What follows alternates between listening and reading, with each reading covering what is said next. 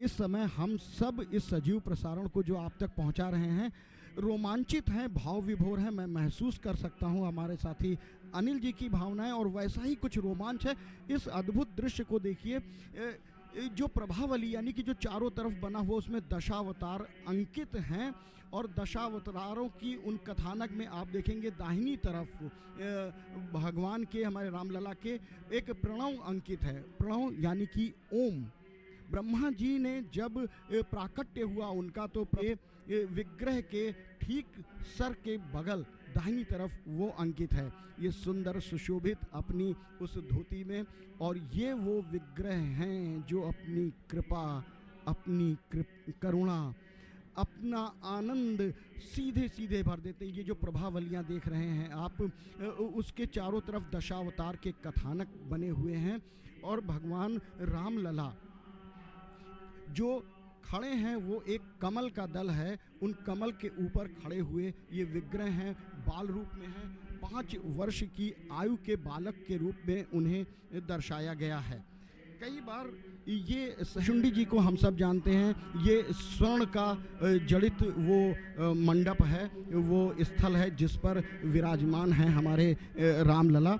काकभुशुंडी जी ने कई बार, अनेक बार राम कथा को देखा है और सुनाया है, हम सब जानते हैं। तो काकभुशुंडी जी कहते हैं, तब तब अवधपुरी मैं जाऊं, बाल चरित बिलो की हर्षाऊं, जन्म महोत्सव देखूं जाई, बरस 5 तह रहूं लोभाई।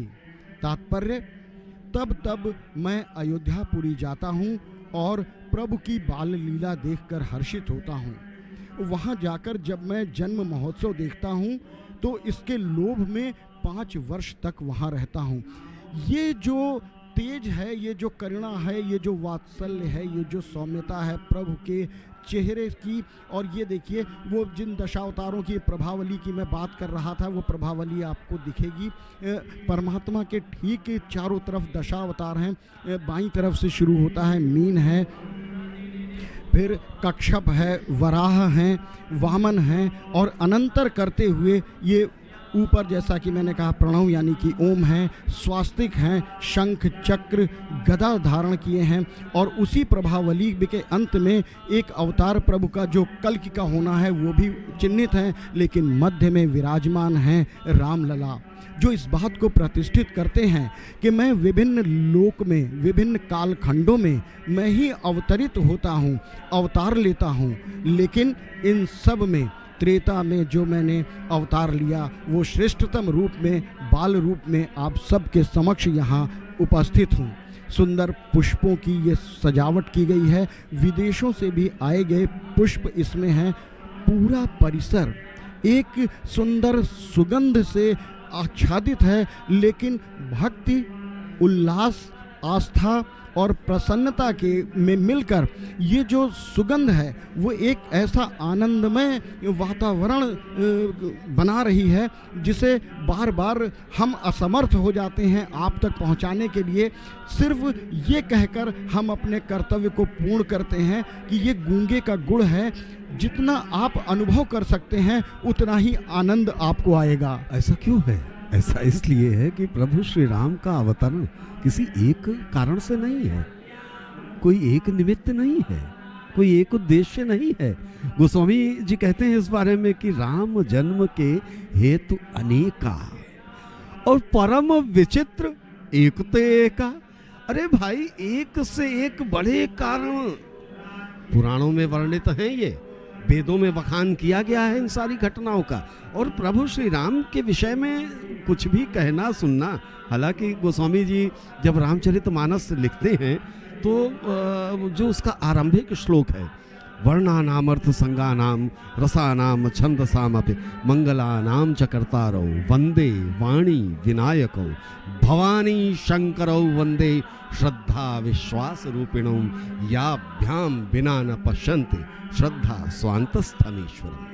ये सारी बातें स्वांत सुखाय तुलसी रघुनाथ गाथा भाषा निबद्ध मति मंजुल मातुनोति। अर्थात निगम आगम अनेकानेक रामायण अन्य धर्म ग्रंथ, वेद, पुराण, उपनिषद इत्यादि सबने बखान किया है। सारी जगह राम कथा मिलती है। सरलीकरण करते हुए वो बालकांड में ये भी कहते हैं कि हरि अनंत हरि कथा अनंता कहाँ ही सुनहि बहुविध बहुसंता। ये सरलीकरण अपने उसी भाव का वो करते हैं। किंतु इस बाबा गोस्वामी तुलसीदास जी आज के युग की स्थिति ये है कि अहंकार नाम तो जैसे बैठा रहता है साथ में कि मैंने ये किया, मैंने वो किया, हमने ये किया, हमने वो किया। बाबा एक कालजयी रचना कर गए, धर्म ग्रंथ बन गया जो अपने ही जीवन काल में उनके रहते। ये स्थिति हुई रामचरितमानस की। ऐसे ग्रंथ को रचने वाला कह क्या रहा है, रंच मातिन, उसका अपने आप को कोई निमित्त नहीं देना चाहता। वो कह रहा है स्वांतः सुखाय तुलसी रघुनाथ गाता। अरे भाई, स्वांतः सुखाय के लिए ही मात्र अगर रचना थी बाबा तुलसीदास की, तो इसने ये तो स्वांतः सुखाय रचना जग कल्याण का साधन बन गई। और जग कल्याण का साधन ये बने भी तो क्यों ना बने। ये किसके लिए उन्होंने कहा? प्रभु श्री राम के लिए। कौन है प्रभु श्री राम? आज हम सब दर्शन कर रहे हैं, विग्रह के राम रागरश्मियों को देख रहे हैं, इनके साथ आप भी हमारे साथ यहाँ पर सम्मिलित हो रहे हैं इस उत्सव में। ये दृश्य किसके हैं? ये सब प्रभु श्री राम के हैं। कौन प्रभु श्री राम? प्रभु श्री राम भारतीय सनातन संस्कृत के प्रणेता, भारतीय सनातन सभ्यता की कीर्त पताका के शिखर बिंदु प्रभु श्री राम, भारतीय जनमानस के आदर्श मानदंड हैं प्रभु श्री राम। और प्रभु श्री राम के नाम का बखान तो युगों युगों से होता चला जा रहा है। गोस्वामी जी ने ये सारी बातें स्पष्ट करने के लिए ही वो आरंभिक श्लोक रचा होगा। और प्रभु श्री राम एक ऐसा नाम जो नाम लेते ही आनंदित हो जाए जिह्वा, आनंदित हो जाए हृदय, पुलकित हो जाए रोम रोम। वो ऐसा नाम जिसका एक उच्चारण मात्र ही परम संतोषप्रद है। तो आइए हम सब भी ये दृश्य देखते हुए श्री राम का नाम जपते भी हैं, अपने मन में ही जाप कीजिए। मैं तो आपके लिए ये विवरण भी प्रस्तुत कर रहा हूँ और साथ साथ मन में श्री राम नाम का जप भी चल रहा है। ये संकल्प लेते हुए प्रभु श्री राम के विग्रह के सामने जो जलाभिषेक अभी संपादित हो रहा है उसके पूर्व ये संकल्प लिए जाते हैं। ये पुरोहित आचार्यगण वहाँ वो क्रियाएं संपादित करते हुए, ये सब वैदिक क्रियाएं हमारी पूरे विधि विधान से संपन्न होती हैं। ये विशेषता यूँ तो हमेशा से रही है, किंतु अब इसमें हम अधिक सजग हुए हैं। ये सकारात्मक परिवर्तन पिछले कुछ वर्षों में दिखाई पड़ रहा है कि हमारी आज की युवा पीढ़ी भी अपने धर्म के प्रति जागृत हो रही है, अपने धर्म कर्म के प्रति उनमें रुचि पैदा हो रही है। और ये क्यों हो रहा है? ये इसीलिए हो रहा है कि ऐसे ऐसे विहंगम दृश्य दूरदर्शन अपनी युवा पीढ़ी तक पहुंचा रहा है, आप सब तक पहुंचा रहा है। श्री अयोध्यापुरी में परमात्मा प्रभु श्री राम ने प्राकट्य किया अपना और उसे अपनी लीला भूमि बनाई। आदर्शों का एक ऐसा सूत्र यहाँ से प्रतिपादित हुआ जिससे संपूर्ण सन्यासी को राजा राम बनते देखा है। 14 वर्षों तक अपने आराध्य के वियोग का दुख अगर इस नगरी ने देखा है तो भैया भरत को 14 वर्षों तक भूमि शयन करते हुए भी देखा है। अखिल विश्व को मर्यादा का सूत्र देने वाली अवधपुरी का कण कण तो राममय है, लेकिन आज जो उल्लास, जो आनंद चारों ओर है, ये स्वर्ण जड़ित जो दरवाजे हैं, ये जो अर्चक हैं, यहाँ पर पूजन पद्धति के लिए नवीन अर्चकों की भी नियमित अभी नियुक्ति हुई है, उन्हें कार्यभार भी सौंपे गए हैं। दरअसल राम लला हमारे जब विराजमान, ये आती हुई हमारे श्रद्धालुओं की वो संख्या है, इसे भीड़ नहीं कहूँगा, ये श्रद्धा का प्रतीक है, ये आस्था का प्रतीक है, ये विश्वास का प्रतीक है।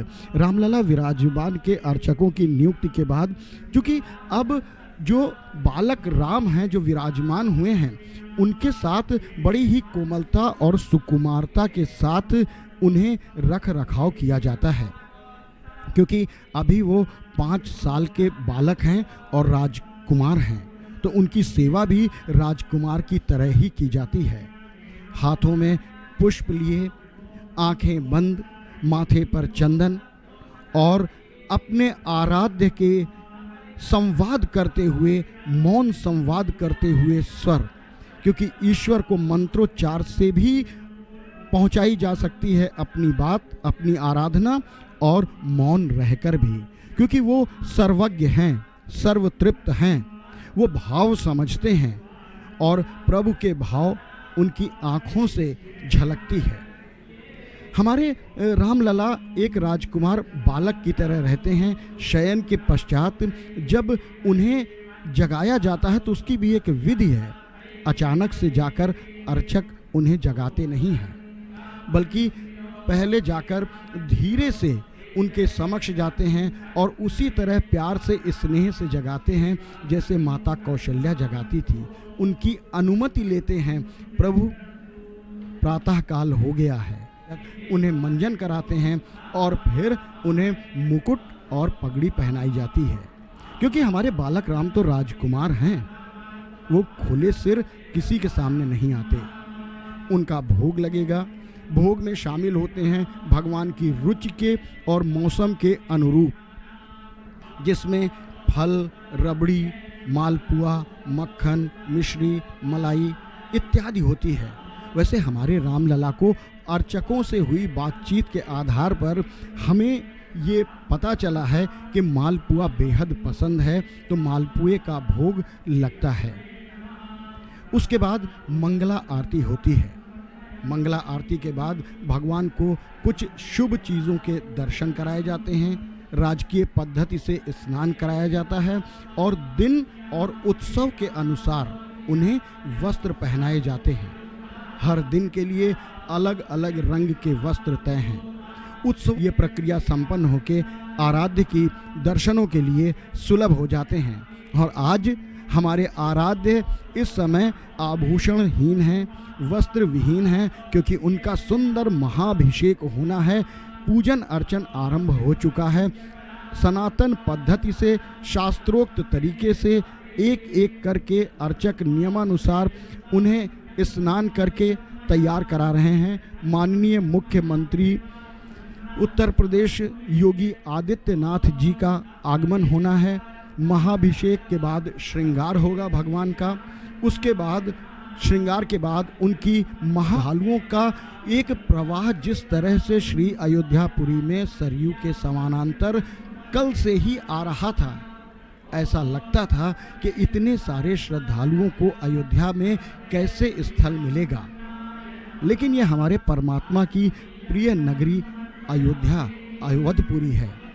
इसने ममतामयी माँ की तरह अपने आंचल में न केवल सभी को प्रश्रय दिया, अपितु धीरे धीरे सभी को रामलला अपने दर्शन देकर कृतार्थ कर रहे हैं, निहाल कर रहे हैं। अर्चकगण पूजन पद्धति पे धीरे धीरे अर्चन पूजन करते हुए, इस समय जहां आप अर्चन होता देख रहे हैं, यहाँ पर वो रामलला विराजमान हैं जो पूर्व में स्थापित थे। वो 9 इंच के हैं, अष्टधातु के बने हुए, जो वहाँ पर जिनको पहले स्नान कराया जाता है, उसके बाद जो वर्तमान बड़े 5 वर्ष के रामलला हैं उन तक वो सब सामग्रियाँ जाती हैं और वहाँ पर उन्हें अभिषेक कराया जाता है। ये अभिषेक धीरे धीरे पूर्णता की ओर बढ़ेगा। माननीय मुख्यमंत्री महोदय के आगमन तक इस महाभिषेक को पूर्ण करने की प्रक्रिया इसी तरह से चलती रहेगी। राम रामेति रामेति रामे रमे मनोरमे सहस्त्रनाम तत्तुल्यम राम नाम वरानने। श्री राम का नाम संवाद कर रहे थे उमा पार्वती आपस में, तो अचानक देवाधिदेव ने कहा कि उमा, मुझे क्षुधा सता रही है, कृपया भोजन का प्रबंध करो। तो पार्वती जी बोली कि देव, बस रसोई तैयार करनी है, क्योंकि आप स्नान के पश्चात भोजन प्राप्त करते हैं, तो बस कुछ हमें समय दीजिए, हम रसोई तैयार कर लें। और लेकिन रसोई तैयार करने से पहले हमें, भाई देखिए ये नित्य क्रिया है हमारी कि हम विष्णु सहस्त्र नाम का पाठ करते हैं, तो बस विष्णु सहस्त्र नाम का पाठ करें, रसोई तैयार करें और आपको भोजन उपलब्ध करा दें आपकी शुद्धा शांति का। लेकिन इस समय का दृश्य जो चल रहा है, इससे ये हम कथा आपको बाद में भी बता सकते हैं और ये कथा हम बाद में बताएंगे भी, लेकिन फिलहाल तो जो दृश्य आपके सामने चल रहे हैं उन दृश्यों के आप दर्शन कीजिए। श्री रामाय रामभद्राय रामचंद्राय वेधसे रघुनाथाय नाथाय सीताया पतये नमः। ओम आपदा वपहर्तारम दातारम सर्वसंपदाम लोकाभिरामम श्रीरामम भूयो भूयो नमाम्यहम्। ये आपदा को हरण करने वाले देव हैं। खाली आपने एक दृश्य इनका देख लिया, इनकी छवि अंकित आपके मन मस्तिष्क में हुई और आपदा हरण हो गया, आपदा का समाप्त हो गई आपदा। ये महात्म्य है प्रभु श्री राम के नाम का। प्रभु श्री राम का नाम तो युगों युगों से, आप जिस भी रूप में ये दर्शन जो आप कर रहे हैं आज श्री राम लला के, उनके तरुणाई की आयु के, ये दर्शन आसान नहीं है, ये सर्वसुलभ नहीं है, किंतु अब दूरदर्शन के माध्यम से आप सबके घर घर तक प्रभु श्री राम के दर्शन उपलब्ध हैं।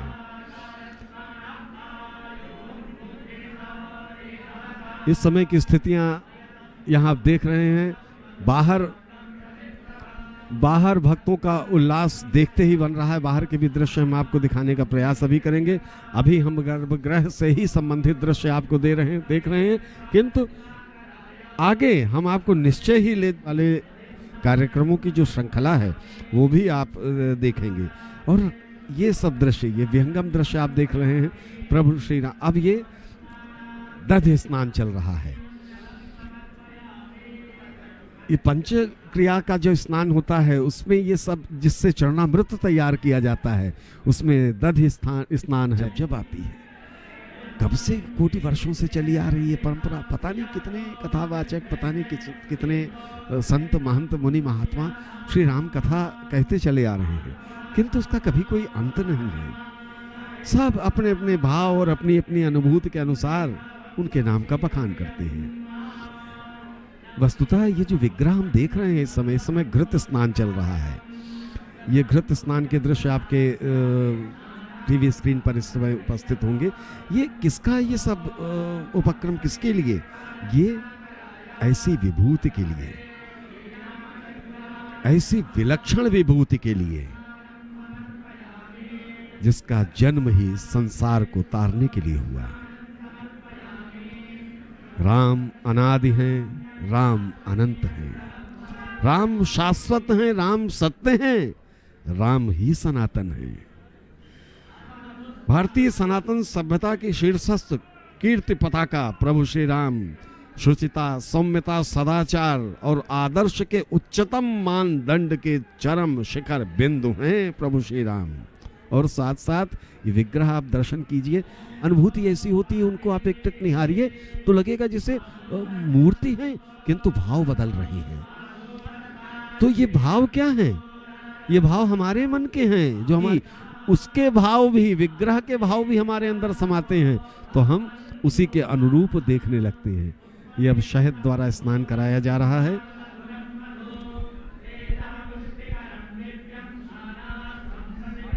हमारे परमात्मा श्री राम का इस समय अभिषेक आरंभ हो चुका है। वो महाभिषेक है।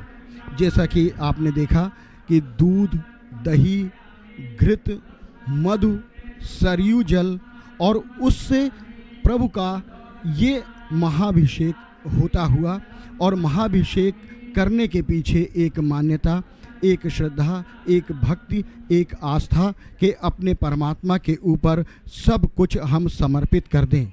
यहाँ शर्करा का भी प्रयोग किया जाता है। दरअसल ये जो श्रद्धालुओं की अनवरत आने का प्रवाह है, ये जो इस समय दृश्य आपकी स्क्रीन पर है, ये रोमांच ही नहीं करता है, आँखों में अश्रु भी ला देता है। ये सौभाग्य के क्षण होते हैं जब हम अपने परमात्मा को बालक रूप में इस तरह से हम उन्हें देखते हैं। ईश्वर का, हमारे परमात्मा श्री राम का स्वरूप ही ऐसा है जो हमें तृप्त करता है। वो जब एक बार देख लेते हैं तो कहते हैं कि अब हमें कुछ और नहीं देखना है।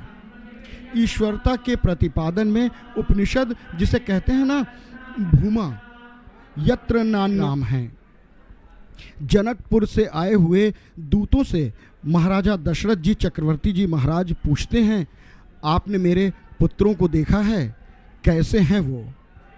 दूत मुस्कुरा के कहते हैं, महाराज देखा ही नहीं है, उनको देखने के बाद हमने अब देखना ही बंद कर दिया है। देव देखी अब बालक दोऊ, अब न आँख तर आवत कोऊ। प्रभु की स्वरूप ही इतना मनमोहक है, इतना आनंदमय है, इतना तृप्त करता है, और इसीलिए वो जो तृप्त कर देने की कामना है वो संसार की किसी भी वस्तु, किसी भी सामग्री में नहीं है। आकर्षण तो सब पैदा कर लेते हैं, लेकिन तृप्त जो दे दे वही श्री राम है। और ये तृप्ति, इस स्वरूप को देखिए, प्रभु को निहारिए, उनके प्रति समर्पित होइए, उस तृप्ति का अनुभव कीजिए, और ये परम पद है जिसे पाने की आकांक्षा लिए हुए मनुष्य सदैव प्रयासरत रहता है। भगवान यहाँ राजकुमार के रूप में विराजमान हैं, तो उन्हें राजोपचार विधि के साथ उनका रख रखाव देख रेख किया जाता है। उन्हें गीत, संगीत, नृत्य, वेद पुराण के पाठ सुनाए जाते हैं। भगवान को वेदों का श्रवण करना अत्यंत प्रियकर लगता है, इसलिए गर्भगृह के बाहर अर्चक नियमित बैठकर वेद का पाठ करते हैं, पुराणों उपनिषदों का गायन करते हैं। और उसी क्रम में जबकि भगवान विराजमान हुए हैं, तो यहाँ पर आज रात से लेकर 3 दिवसीय उत्सव में बधाई गायन, जो कि पारंपरिक अवधि लोकगीतों के माध्यम से प्रस्तुत की जाएगी, भगवान की सेवा में प्रस्तुत किया जाएगा। लेकिन दोपहर 3 बजे से राग सेवा के अंतर्गत यज्ञ मंडप के बाहर प्रार्थना मंडप में बैठकर गुणी कलाकार आकर अपनी अपनी श्रद्धा भगवान के श्री चरणों में श्री निवेदित करेंगे। यहाँ अष्टयाम पूजा होती है, यानी भगवान अष्टयाम पूजन के माध्यम से ही तृप्त किए जाते हैं, हमारी श्रद्धा स्वीकारते हैं। भगवान तो नित्य तृप्त हैं, हम सब जानते हैं। हमारे आरती के थाल या फिर पूजा की सामग्रियों से उन्हें कोई रुचि नहीं है। फिर विचार आएगा कि फिर हम करते ऐसा क्यों हैं। भगवान के चेहरे पर जब हम ये सब करते हैं तो एक उल्लास की रेखा आ जाती है, जिसे शास्त्रों में कहें तो मुखोल्लास नाम दिया गया है। भगवान के चेहरे पर एक स्मित रेखा आ जाए तो हमारा जीवन धन्य हो जाता है। भगवान हमारे प्रेम को ग्रहण कर लेते हैं। ये सुनकर कि देखिए कितने प्रेम से हमें ये अर्पित कर रहा है, समर्पित कर रहा है। ये सारा सब कुछ जो ये कर्मकांड क्रिया हो रही है, ये भगवान के उसी मुखोल्लास के लिए है। अन्यथा भगवान तो पूर्ण तृप्त हैं, उन्हें नित्य तृप्त हैं, उन्हें किसी चीज़ की आवश्यकता नहीं है। हम तो उनके आनंद के लिए करते हैं, और परमात्मा हमारे इस प्रेम को स्वीकार के हमको कृतार्थ करते हैं। रमे है रोम रोम में राम, सोवत जागत हमें निहारत, निस्दिन आठों याम। परमात्मा प्रभु श्री राम के पास हम जाते हैं पूजन अर्चन के लिए, लेकिन हमें सदैव स्मरण रहना चाहिए कि उनकी आँखें, उनकी नज़रें, उनकी निगाहें, उनकी कृपा सदैव हमारे ऊपर रहती हैं। वो हमें देखते हैं। ये भाव जिस दिन हृदय में आ जाए हम आश्वस्त हो जाते हैं। दरअसल परमात्मा राम का जीवन सिर्फ एक जीवन नहीं है, वो आराध्य नहीं है, वो सिर्फ एक ईश करता है। राम एक मर्यादा है जिसका पालन किया जाता है। मर्यादाओं का जब हम पालन करते हैं तो प्रभु श्री राम का रामत्व तो हमारे भीतर दिखता है, क्योंकि राम जी ने पूरे जीवन में सिर्फ और सिर्फ मर्यादित आचरण करके हमको सिखाया कि किस तरह मर्यादा पूर्वक जीवन व्यतीत करना चाहिए। राम एक आचरण है, जिसे जीवन शैली बना लेने पर हम धन्य हो जाते हैं। और शायद यही वजह है कि जब हम आपस में मिलते हैं तो राम राम कहकर अभिवादन भी करते हैं। भगवान श्री राम नारायण के हैं अवतार। 7वें अवतार के रूप में उन्होंने प्रभु श्री राम का रूप धरकर मनुष्य का रूप धरा। लेकिन ईश्वर ने सिर्फ मनुष्य का शरीर ही ईश्वरत्व के कितने करीब या ईश्वर तुल्य कैसे बना जा सकता है, ये परमात्मा राम ने हमको सिखाया है। आज उनकी वर्षगांठ के अवसर पर हो रहा ये सुंदर महाभिषेक अगर इस बात को प्रतिष्ठित कर रहा है तो विश्वास कीजिए ये संपूर्ण मानव चेतना में प्रतिष्ठित हो रहे प्रभु श्री राम के आदर्श हैं।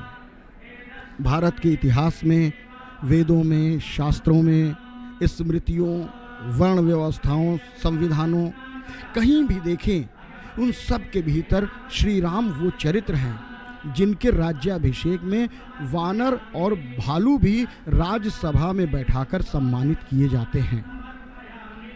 जिस समाज में गुरु वशिष्ठ की परछाई तक को स्पर्श करने का अधिकार एक केवट को नहीं था, ये हमारे प्रभु श्री राम का वैभव है कि ब्रह्मर्षि वशिष्ठ उसे ये उनकी जीवन शैली है।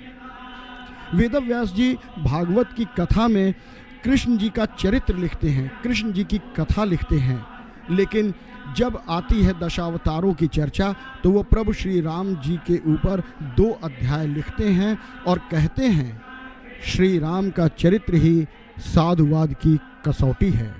ओम नमो भगवते उत्तम श्लोकाय नमः आर्य लक्षण शीलम व्रताय। प्रभु श्री राम, परमात्मा श्री राम, रामलला एकमात्र ऐसा चरित्र हैं पूरी दुनिया के सामने, पूरी सृष्टि के सामने, जिन्होंने अपनी महानताओं का चयन करते समय, अपनी दिव्यताओं को व्यक्त करते समय मनुष्यता की भूमि कभी नहीं छोड़ी। परमात्मा होकर वो इस धराधाम पर आए, मनुष्य का रूप धरा, लेकिन मनुष्यता को नहीं छोड़ा।